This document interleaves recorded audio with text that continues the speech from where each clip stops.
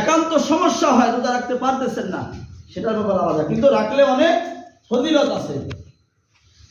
আর জনম দুঃখিনী পিতা মাতা যারা দুনিয়া থেকে চলে গেছেন, তাদের জন্য একটু বেশি বেশি দোয়া করা।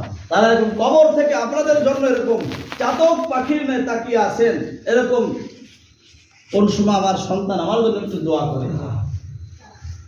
যখন দোয়া না করেন, মসজিদে না আসে, নামাজ না আদায় করে, তখন বলে আরে হতভাগা, আমার সম্পদ খাইতেছিস, আমার বাড়িতে বসবাস করতেছিস, আমার ঘরে বসবাস করতেছিস, আমার জন্য একটু দোয়া করলি না।